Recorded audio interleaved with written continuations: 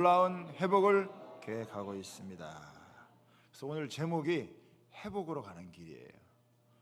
지금까지 우리가 여기까지 온 것도 감사하지만 하나님은 여기서 우리를 멈추게 하지 않으시고 한 차원 더 높은 차원의 회복을 계획하고 계세요. 우리는 한 차원 더 여러분 회복으로 나아가야 될 줄 믿습니다. 그래서 오늘 어떻게 하면 우리가 한 차원 더 높은 차원의 그런 회복으로 나아갈 수 있겠는가라고 하는 것을 우리 에스라서를 통해서 함께 나누도록 하겠습니다. 잘 아시다시피 에스라서는 유다 백성들이 바벨론 포로에 끌려갔다가 다시 70년 만에 돌아온다고 했는데 50년 만에 1차로 돌아와서 성전을 이제 재건하는 그 내용을 오늘 우리가 이제 함께 다루도록 하겠습니다.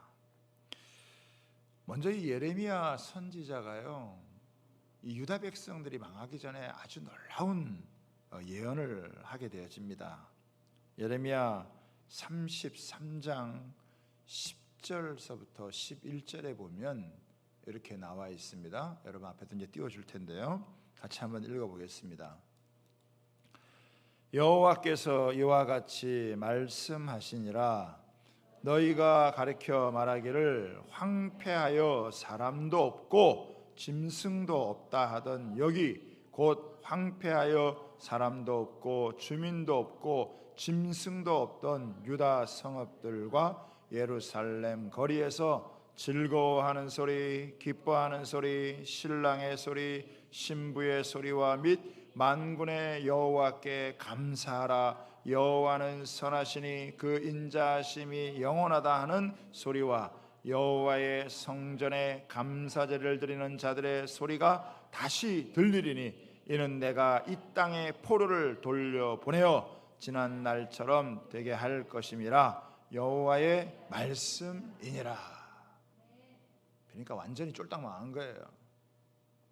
쫄딱 망했는데 그것으로 끝나지 않고 다시 하나님께서 회복을 하게 하셔서 다시 기쁜 소리, 즐거운 소리, 신랑의 소리, 신부의 소리, 다시 춤을 추게 하는 이런 은혜의 역사가 있다라고 하는 거예요.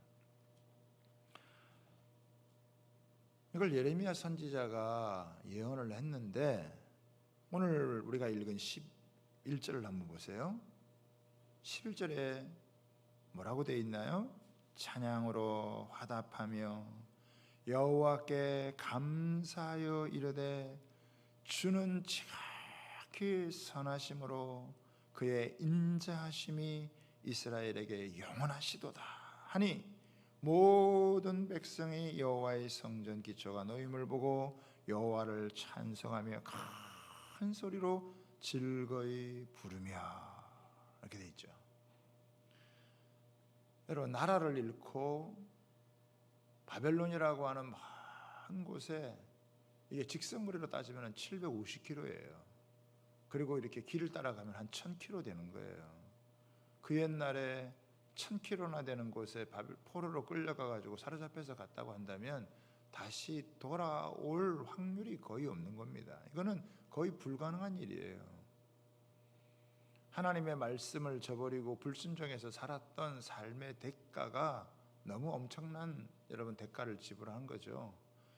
하나님께서 신명기를 통해서 이미 말씀하셨고 선지자들을 통해 이렇게 경고했지만 그 경고를 경고로 받아들이지 않아서 결국 하나님의 징계를 받아서 바벨론 포로로 끌려가서 종생활을 하고 참 비참한 생활을 했습니다. 그런데 그것으로 끝났으면 그냥 비극으로 끝날 텐데 오늘 선지자가 예언한 대로 다시 이제 돌아와서 다시 성전 지대를 놓으면서 그들이 막 감격하며 하나님 앞에서 막 찬양을 하고 하나님을 경배하는 거예요.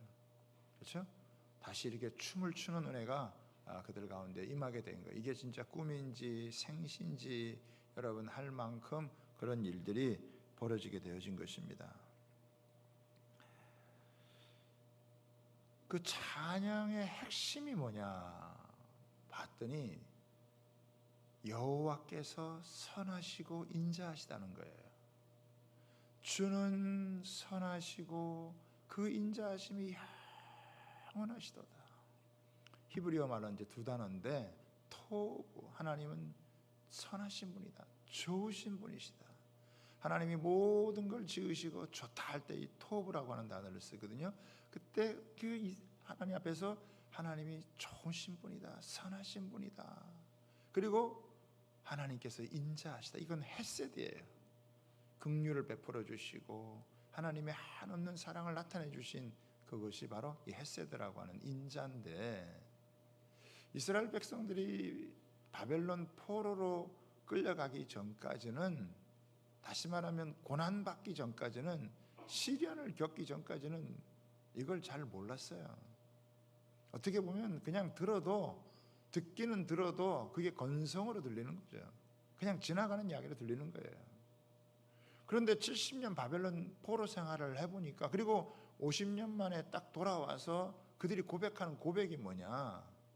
하나님이 너무 선하신 분이고, 하나님이 그 하나님의 인자하심이 영원하다, 이 고백이에요.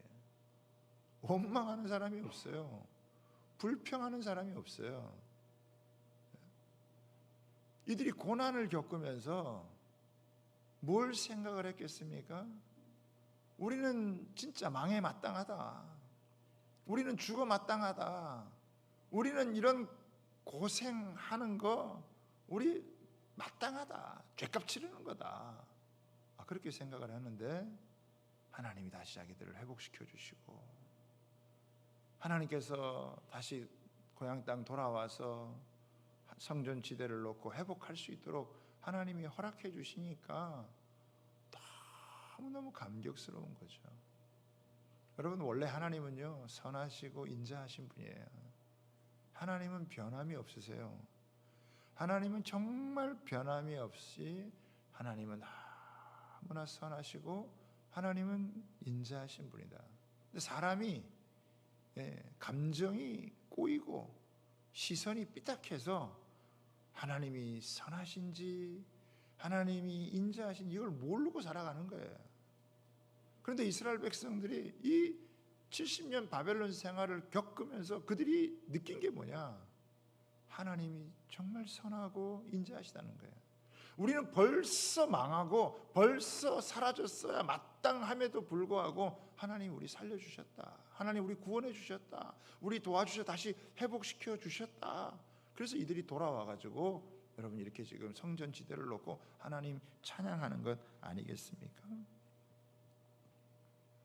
하나님은요 완전한 분이시고, 하나님은 실수가 없는 분이시고, 우리를 향한 놀라운 계획을 갖고 계시는 분이에요. 그래서 우리가 제일 중요한 게 뭐냐면 하나님께 돌아오는 거예요. 하나님께 돌아오는 거예요. 하나님께 돌아오면 회복의 역사가 일어나게 될 줄 믿습니다. 육체적으로도 회복되고요, 마음적으로도 회복되고 영적으로도 회복되는 거예요. 뭔가 눌린 것에서부터 자유함을 얻게 되고, 미운 감정, 원망하던 것, 시기하던 것, 이런 것에서도 벗어날 수 있고, 육체적인 질병에서도 벗어날 수 있다는 것을 믿으시기를 바랍니다. 뭔가 이렇게 묶여 있고 사로잡혀 있던 이런 것에서부터 확 벗어지는 그런 은혜가 있게 된다는 거예요. 시편 126편을 여러분 한번 볼까요? 시편 126편은 이스라엘 백성들이 돌아와서 하는 고백입니다. 이스라엘 백성들이 바벨론 포로에 갔다가 돌아와서 그들이 하는, 성전에 올라가면서 하는 노래인데, 여러분 뭐라고 고백하는지 한번 보시기 바랍니다. 같이 한번 읽어볼까요? 여호와께서 시온의 포로를 돌려보내실 때에 우리는 꿈꾸는 것 같았도다. 그때 우리 입에는 웃음이 가득하고 우리 혀에는 찬양이 찼었도다. 그때 문 나라 가운데서 말하기를 여호와께서 그들을 위하여 큰 일을 행하셨다 하였도다. 여호와께서 우리를 위하여 큰 일을 행하셨으니 우리는 기쁘도다. 여호와여 우리로 포로를 남방 시내들 같이 돌려 보내소서. 눈물을 흘리며 씨를 뿌리는 자는 기쁨으로 거두리로다. 울며 씨를 뿌리러 나아가는 자는 반드시 기쁨으로 그 곡식단을 가지고 돌아오리로다. 여러분 꿈꾸는 일 같은 일들이 벌어지는 거예요. 몇 번하고 이렇게 한번 인사하겠습니다. 당신에게도 꿈 같은 일이 현실이 됩니다. 이렇게 인사하겠습니다. 회복의 은혜는요, 꿈 같은 일이 현실이 되는 거예요. 꿈꾸는 것 같다 이거. 하나님이 너무 놀라운 기적을 행해 주셔서, 놀라운 은혜를 베풀어 주셔서 이거 마치 꿈꾸는 것 같아서 다시 입에는 웃음이 가득하고 혀에는 찬양이 차고, 하나님께서 우리를 위해 큰 일을 행해 주셨다. 죽어야 될 사람이 죽지 않고 살아나고, 병든 사람이 고침을 받고, 마음의 상처 아픔이 치유를 받고, 눌린 것에서 자유하고, 중독에서 벗어나는 그런 은혜가 있다라고 하는 거예요. 할렐루야. 놀라운 이런 하나님의 은혜가. 이들은 사실은 바벨론 포로에 가서 아무 소망이 없잖아요.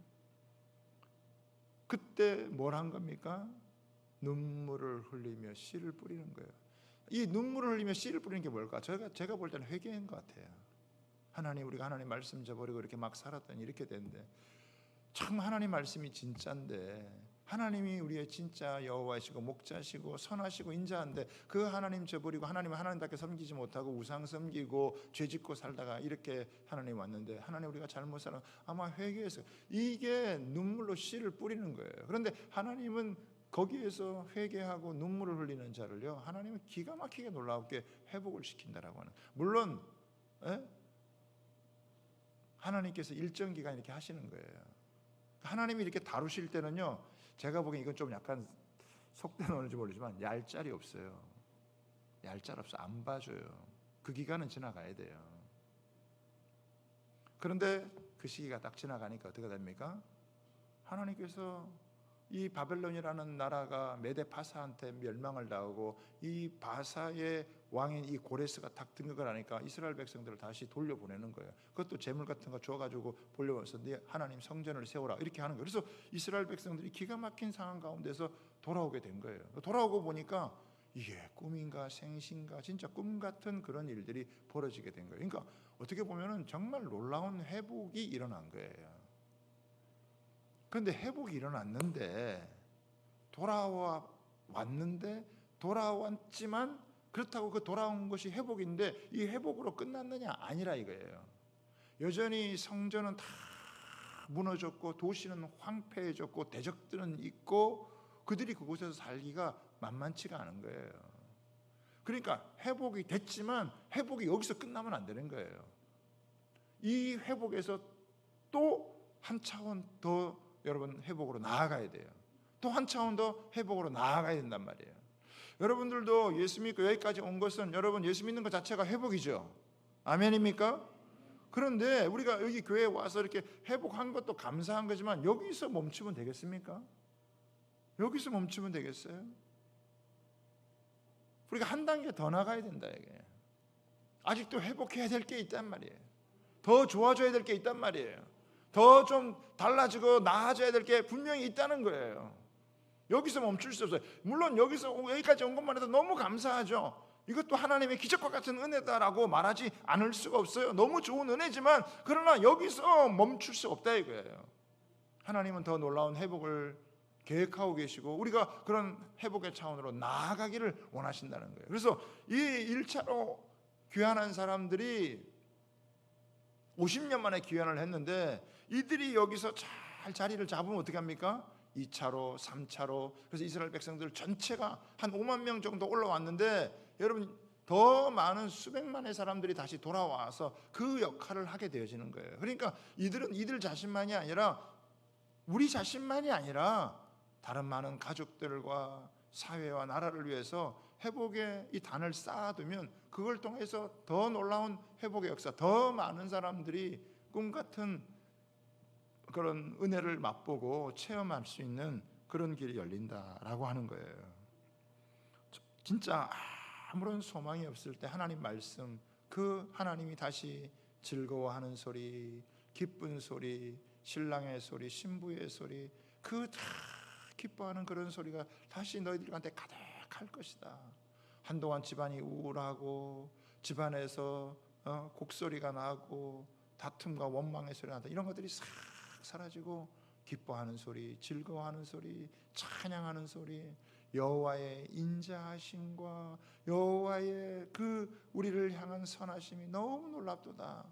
인생에게 베푸신 그 기적으로 말미암아 하나님을 찬양할지라다. 하나님이 얼마나 인자하신지, 이 죄와 허물 많은 인생에게 베푸신 그 기적으로 인해서 하나님을 찬양할지어다, 노래할지어다, 그렇게 나오는 거예요.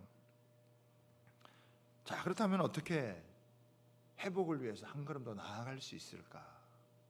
어떻게 우리가 이 회복을 위한 한 걸음 더 나가는 더 차원 높은 회복으로 나아갈 수 있느냐라고 하는 것을 오늘 이 본문 말씀을 통해서 우리가 살펴보자 하는 거예요. 두 가지를 우리가 봐야 될 것 같아요. 첫 번째는 뭐냐면은 공동체를 이루어야 된다는 거예요. 공동체를 이루어야 된다. 첫 번째가 뭐라고요? 공동체를. 내가 회복됐지만 더 한 단계 차원 높은 회복으로 나아가기 위해서 반드시 해야 될 게 뭐냐면 공동체를 이루어야 된다라고 하는 1절을 한번 보세요. 1절을 보십시오. 같이 한번 읽습니다. 시작. 이스라엘 자손이 각자의 성읍에 살았더니 7째 달에 이르러 일제히 예루살렘에 모인지라. 이스라엘 백성들이 돌아와서 예루살렘에 다 살지를 못하고 각자 그 자기들의 성읍에 이제 흩어져서 이제 살게 되는 거예요. 그러다가 어떻게 해요? 7째 달에 이르러 일제히 모인. 여기 일제히 모인다는 건 뭐냐면 동시에 모인다는 이야기고, 한 사람처럼 모인다. 히브리 원어에는 한 사람처럼 모인다는 거예요. 그러니까 일사불란하게 그들이 때가 되니까 어떻게 해요? 이 7째 달에 확 같이 모이는 거예요. 왜 하필이면 7째 달에 모이느냐라고 하는데, 이 7째 달은요 이스라엘에게 있어서는 첫 달이에요. 새해란 말이에요. 이거를 로시 하샤나라고 그러는데, 로시라고 하는 것은 머리고 하는 정관사고, 그 다음에 샤나는 해라는 얘기예요. 년. 그래서 이 7월이 그들에게 있어서는 새해가 시작되어지는 거예요. 그러니까 올해 이스라엘의 새해는 9월 7일이에요. 그러니까 내일 모레예요. 그들은, 우리는 지금 아직 몇 달 남았지만 그들은 이 로시 하샤니가 시작이 돼서 내일 모레가 새해가 되는 거예요. 그럼 새해가 되면 뭐하냐? 나팔을 불어요. 그래서 나팔절이 되어지고, 그리고 대속죄일이 돼서 이스라엘의 모든 죄가 속죄를 받는 날. 그리고 초막절을 지켜요. 초막절은 뭐냐면은 추수를 한 다음에 하나님께 감사제를 드리는 거예요. 그러니까 우리로 말하면은 추석과 같은 거예요. 추수감사절과 같은 거예요. 그러니까 이스라엘 백성들은 새로운 시작을 어떻게 해요? 추수한 걸 가지고 하나님 앞에 감사하면서, 그러면서 새해를 시작하는, 우리하고는 조금 다르죠. 그렇죠? 그렇게 가는 거예요. 그런데 여기 보니까 하나님께서 뭐예요? 예루살렘에 7째 달이라 일제히 예루살렘에 다 모인지라. 여러분, 이 중요한 때 뭐예요? 모여야 된다는 거예요. 모여라. 그래서 이스라엘 백성들은 항상 어떻게 해요? 하나님께서 중요한 새 절기는 무조건 모여야 돼요. 6월절에 모여야 되고, 7.7절에 맥주절에 모여야 되고, 이렇게 초막절 되면 이렇게 다 모이는 거예요. 하나님은 모일 때 그 백성들에게 은혜를 주는 줄 믿으시기 바랍니다. 모일 때 그들에게 능력을 주세요. 모이기를 패하지 마라. 사탄의 역사는 뭐냐? 자꾸 패하는 거예요. 모이기를 패하는 거예요. 안 모이게 만드는 거예요. 그런데 하나님의 백성들에게 뭐예요? 모여라. 너희들은 공동체다. 너희들은 지체다. 모이기를 패하는 사람들의 습관과 같이 하지 말고 마지막 때가 될수록 더 모여야 된다. 왜? 우리는 공동 운명체이기 때문에, 한솥밥 공동체이기 때문에, 우리는 한 지체이기 때문에, 예수 그리스도를 머리로 하고 우리가 한 지체가 되었기 때문에 모여야 된다. 공동체를 이루어야 된다는 거예요. 혼자서는 절대 안 돼요. 그러니까 우리가 주일 되면 이렇게 다 각자 흩어 살다가 모이는 거 아니에요? 모여서 함께 예배 드릴 때 하나님께서는 예비하신 은혜를 주시는 거예요. 나는 너를 향한 더 놀라운 회복을 계획하고 있다. 너는 그 회복을 향해서 한 걸음 더 나아가야 된다. 주저앉아 있지 마라. 한 걸음 더 나아가라. 주님, 어떻게 나아가야 되나요? 공동체를 이루어라. 너 혼자 안 된다. 신약에서는 보니까 뭐라고 되어 있습니까? 오순절 성령이 임한 다음에 그들이 성령 받고 그들이 성전에서 모이기를 힘썼어요. 그리고 또 어디서 모였습니까? 집에서 모인 거예요. 몇 사람씩 이렇게 집에서 모여가지고 그들이 떡을 떼고 나누고 가르치고. 그래서 우리는 모인다라고 할 때 두 가지 모임이 있는 거예요. 이렇게 전체가 모여가지고 주일에 예배드리는 이런 모임이 있고, 또 하나는 뭐냐면 소그룹으로 우리 셀에서 모이는 거예요. 셀에서 모여가지고 어떻게 같이 자기 생각을 나누고 마음을 나누고, 나는 이번 주에 이런 은혜 받았다, 또 나는 말씀을 통해 이런 도전을 받았다, 또 내가 이런 어려운 문제가 있습니다, 내가 이런 힘든 문제가 있습니다, 이거 나 혼자 감당하기는 어려우니까 기도해 주세요. 그래서 어떻게 해요? 그걸 놓고 같이 교제하면 하는 거예요. 하나님께서 이렇게 같이 다 모여서 예배할 때는 초월적인 은혜를 허락해 주시고, 우리가 속으로 모일 때는 하나님이 내재적인 은혜를 허락해 주는 거예요. 그래서 이 두 가지가 함께 여러분 가야 되는 거예요. 이게 양날개가 돼가지고 우리가 같이 비상할 수 있는 거라는 거예요. 그래서 공동체를 이룬다는 것은 상호 책임지고 상호 의존한다라고 하는 거예요. 나 혼자 안 된다는 거예요. 그래서 같이 공동체를 이루어서 어떻게 해요? 같이 가야 된다. 이게 주님의, 우리를 향한 하나님의 뜻이라 이거예요. 내가 누군가의 도움을 어려울 때는 받아야 되고, 또 누군가 어려울 때는 어떻게 도와줘야 되는, 혼자 독불장군이 없다 이거예요. 그래서 그리스도께서 우리의 머리가 되시고 우리를 다 지체로 삼았기 때문에 우리는 어떻게 해야 되느냐? 같이 그 몸을 이루어야 된다는 거예요. 몸을 이루려면 어떻게 돼요? 같이 결합을 해야 된다, 연합을 해야 된다 이거예요. 그런데 그냥 뭐 예배만 드리고 그냥 이렇게 쑥 가고 그러면은 어떻게 되느냐? 물론 거기에 은혜가 없는 건 아니지만은 그 사람은요 대부분 고아의 영을 갖고 살기가 쉬워요. 고아도 살기는 사는 거죠. 그렇지 않습니까? 부모 없이 형제 없이 그냥 고아 혼자 자기 혼자 살지만 그 삶의 질이 떨어지는 거예요. 마찬가지로 영적인 고아 생활을 하게 되면 어떻게 되냐? 신앙의 삶의 질이 확 떨어져 버려요. 누군가 내 이야기를, 내 사정을 얘기할 수 있는 사람이 있어야 돼요. 현대인들의 고민이 뭐예요? 사람은 많은데 자기 속마음을 얘기할 사람이 없다는 거예요. 힘들면 힘들다라고 이야기하는 사람이 여러분 없다는 거예요. 제가 어제 우리 아들한테, 그 하민이한테 그런 이야기를 들었어요. 그 터키에 있는 친구 하나가 자기한테 밤늦게 전화가 왔다는 거예요. 왜 전화했냐 그러니까 자기가 핸드폰에 사람이 쭉 많은데 쭉 이렇게 눌러보니까 전화 걸 사람이 없대. 자기 죽고 싶을 만큼 힘든데 전화 받을 사람이 없대. 근데 우리 아들한테 그한테 전화하고 싶더래. 그래가지고 전화를 해가지고 서로 얘기하고, 그래서 나도 너같이 그렇게 죽고 싶은 때가 있었다. 그러면 서로 마음을 나누고, 그래가지고 아주 친한 친구가 된 거예요. 같이 사는 안 거죠. 네? 사람은 많은데 다 포장하고 만나는 거야. 다 감추고 만나는 거예요. 가면 쓰고 만나는 거예요. 솔직한 얘기 나눌 수 있는 거 뭐 한 군데라도 있어야 되는데 솔직한 얘기 나눌 수가 없는 그런 상황이라는 거예요. 자기 마음을 솔직하게 나눌 수 있는 그런 공동체, 그런 여러분 소그룹, 그것만 있어도 그 사람 얼마든지 극복하고 이겨나갈 수 있는 거예요. 그런데 그게 못한다 이거예요.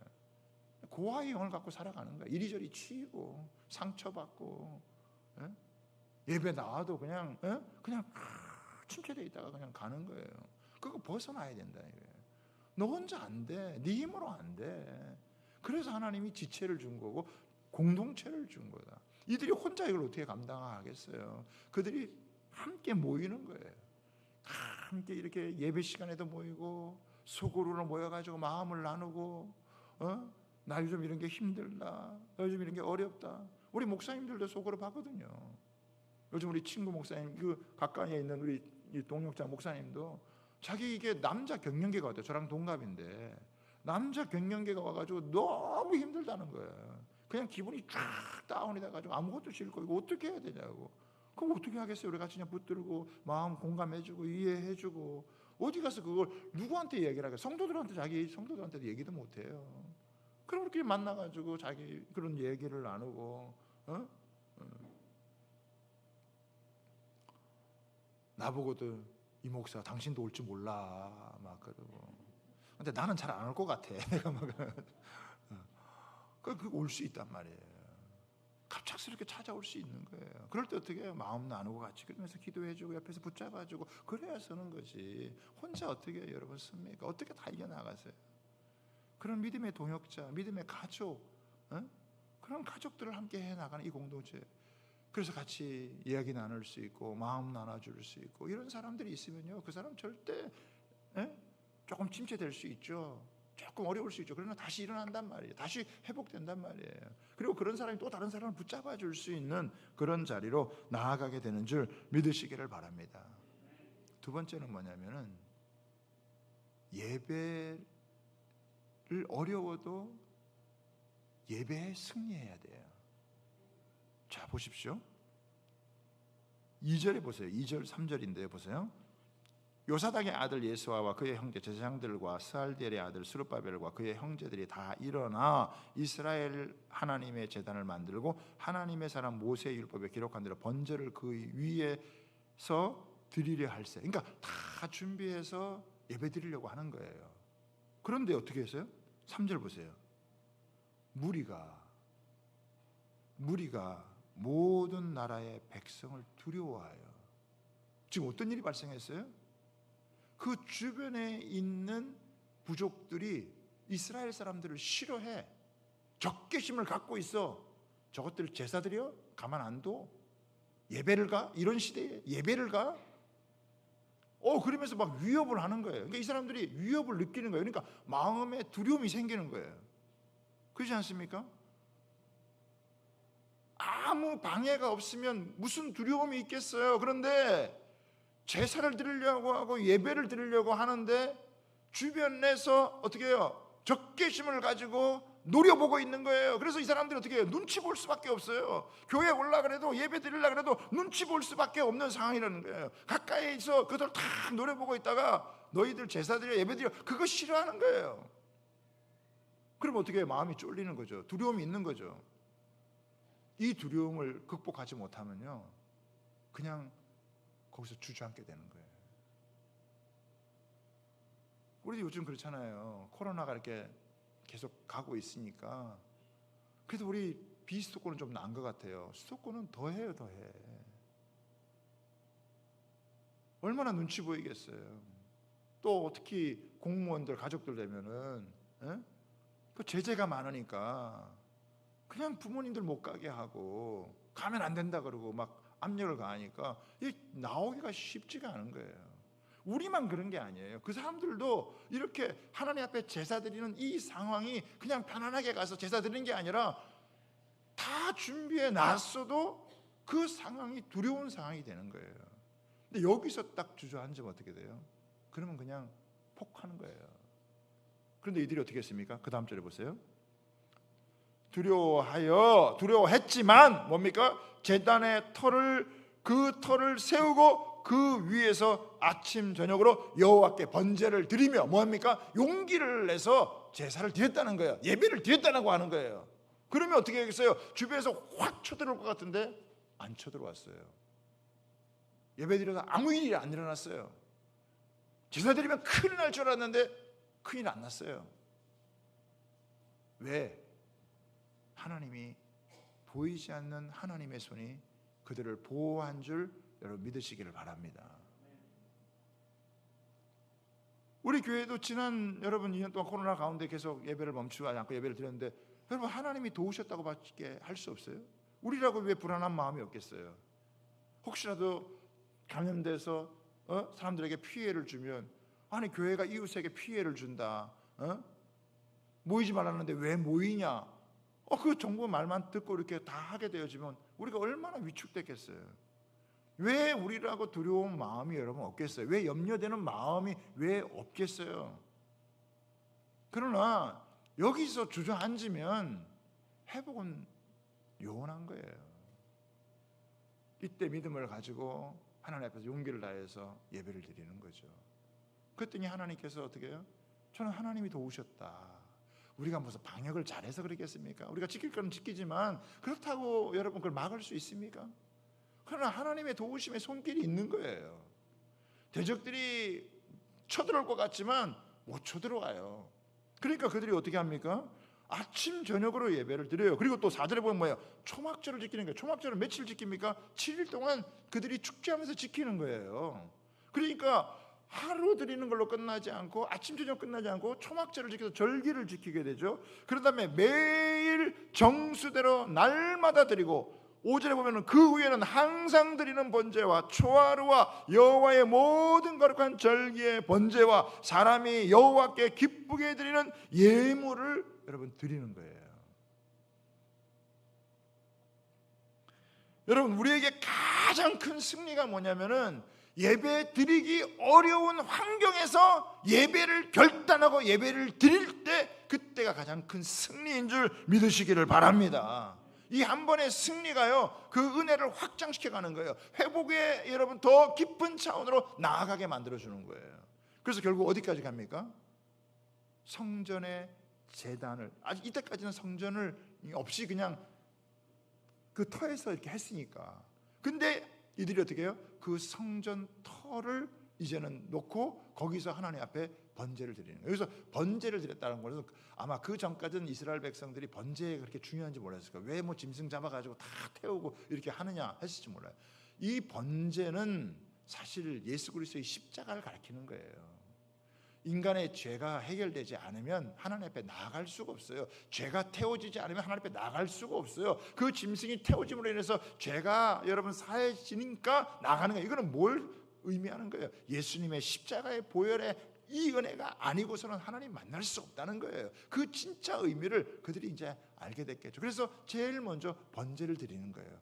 야, 주님 앞에 나아갈 수 없는 자가 이 번제를 통해서 주님 앞에 나아가서 하나님의 은혜를 입게 되는구나, 이거를 깨닫게 되면서 그들이 얼마나 그냥 옛날에 제사 드릴 때는 아유 지겨워 죽겠어, 왜 이렇게 자주 드리는 거야, 왜 이렇게 많이 드리는 거야, 아마 그렇게 아마 예배가 아마 지겨웠을 거예요. 제사가 지겨웠을 거라고요. 그 뜻과 의미를 모르면은 지겨울 수밖에 없지 않겠어요? 그런데 50년 그들이 예배 드리고 싶어도 예배 드릴 수가 없고 의미를 다 놓쳐버리고 살다가 그들이 정말 그렇게 겪어보니까 이 예배라는 게 얼마나 소중한 건지, 이 예배가 얼마나 귀중한 건지를 아니까 그 드리는 이 번제, 하나님 앞에 드리는 아침 저녁의 예배, 이 절기가 그렇게 귀한 것일 수 없다. 여러분, 건강하던 사람이 건강할 때는 건강의 중요성을 잘 모르잖아요. 그런데 건강을 잃어보면 건강이 얼마나 중요한 걸 아는 거예요. 예배가 중요성을 잘 모르다가 예배를 한번 잃어버리면 예배가 얼마나 중요한지 깨닫게 되어지는 거예요. 그 성전 지대를 놓고 어떤 일이 벌어졌습니까? 12절을 보겠습니다. 제사장들과 레위 사람들과 나이 많은 족장들은 첫 성전을 보았으므로 이제 이 성전의 기초가 놓임을 보고 대성통곡하는 거예요. 50년 있다가 왔으니까 아마 할아버지 다 됐겠죠. 20살에 갔으면 70살에 오고 10살에 갔으면 60대에 온 거예요. 옛날에 그 솔로몬 성전이 의리하게 잘 지어놓은 그 성전을 그걸 봤던 사람은 다시 지으려고 하는 성전은 초라한 거예요.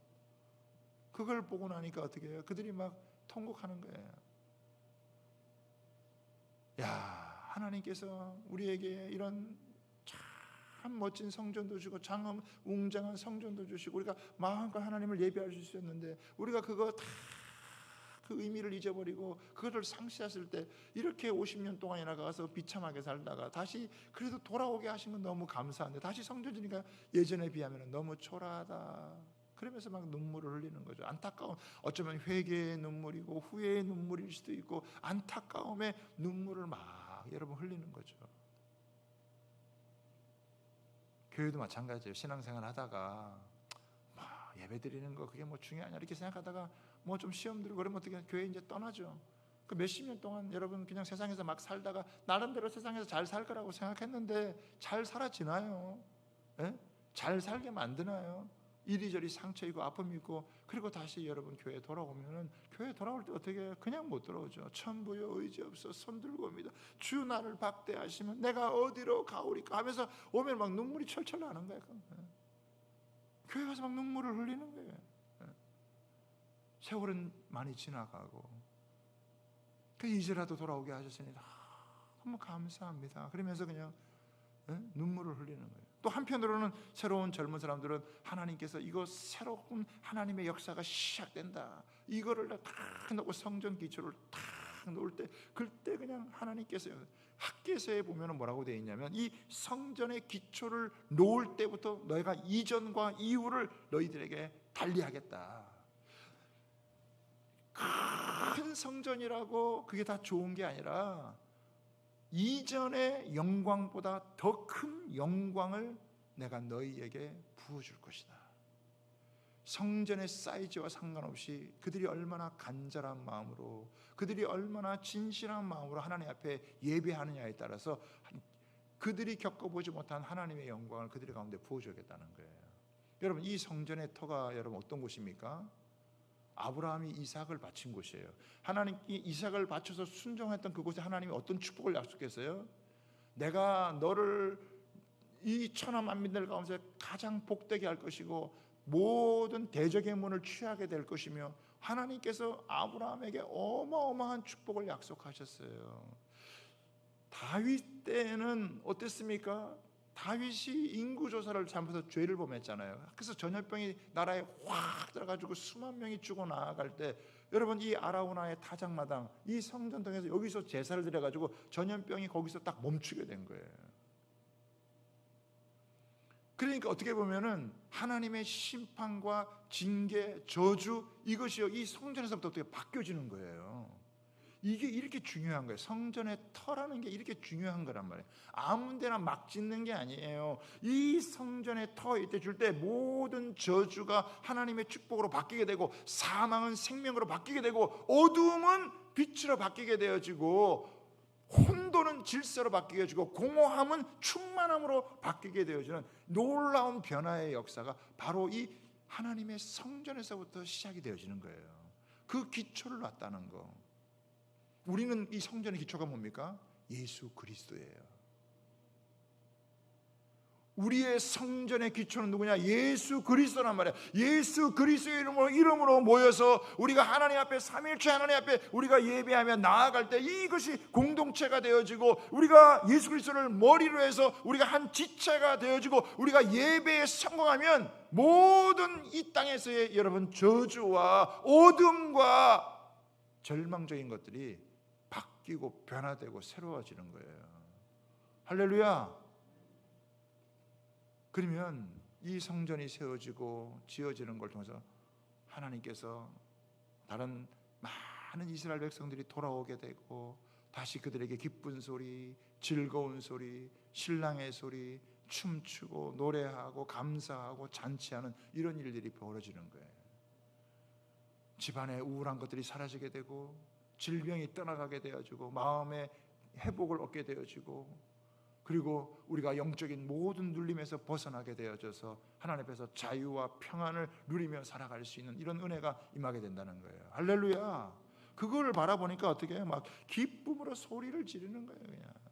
그러니까 교회는요, 어떤 곳이냐, 막 울기도 하고 막 웃기도 하고, 이게 있는 곳이에요. 어떨 때는 막 회개하고 막 눈물도 흘리고, 어떨 때는 막 너무 좋아가지고 하나님 앞에서 막 감사하고 찬양하고 노래하고, 이게 막 섞여가지고 뭐 세상 사람들은 막 웅하고 소리가 나는데 그게 무슨 소리인지 모르죠. 그런데 거기에 막 자세히 들여다보면 막 눈물을 흘리는 사람도 있고 회개하는 사람도 있고, 거기에서는 막 좋아서 기쁨으로 찬양하는 사람이 있고, 하나님이 나를 이렇게 회복시켜 주셨어, 나에게 이런 놀라운 은혜를 주셨어, 그러면서 그냥 나 같은 인생에게도 하나님이 먼지 같은 인생에도 나의 같은 빛을 비추어 주셔서 놀라운 이 하나님의 축복을 주셔서, 그러면서 그냥 막 찬양하고 노래하고 막 감사하는 이런 일들이 막 생기는 거예요.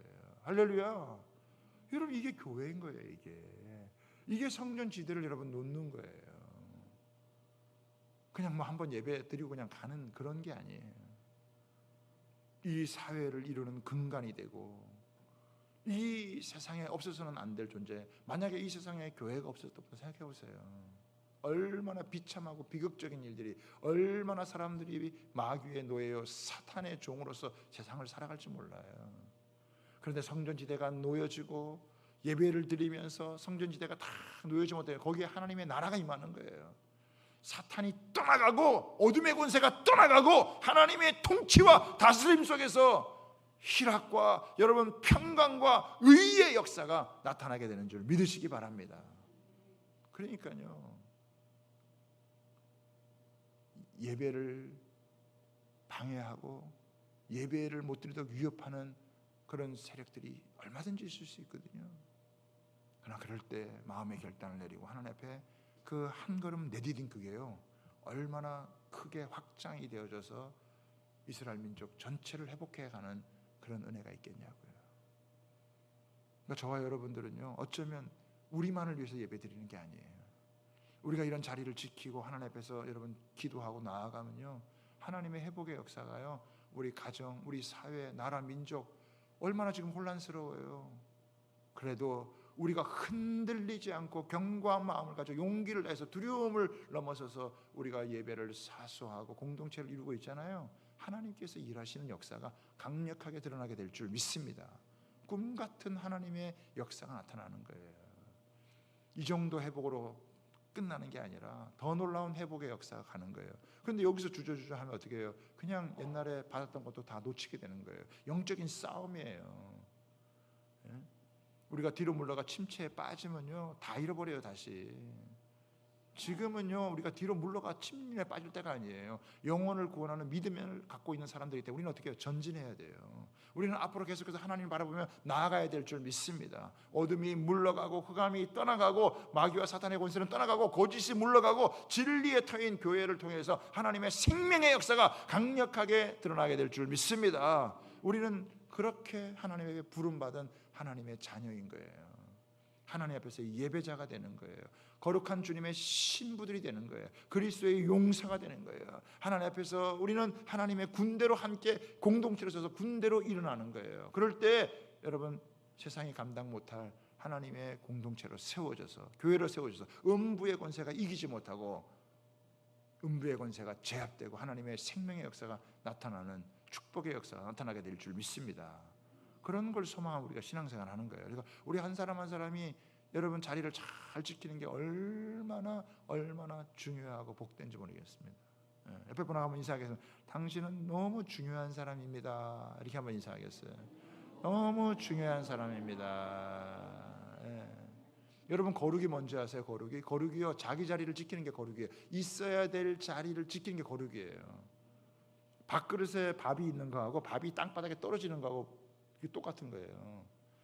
밥이 밥그릇 안에 있을 때 거룩한 거예요. 떨어지면 못 먹잖아요.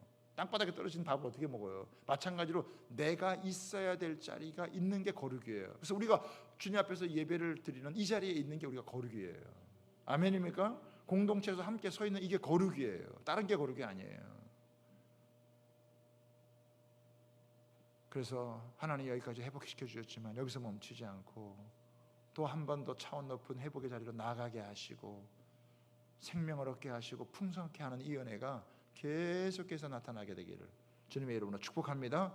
그래서 어려울 때 더 놀라운 생명의 역사가 나타낼 수 있는 그런 저와 여러분 되시기를 주님의 이름으로 부탁하고 축복합니다.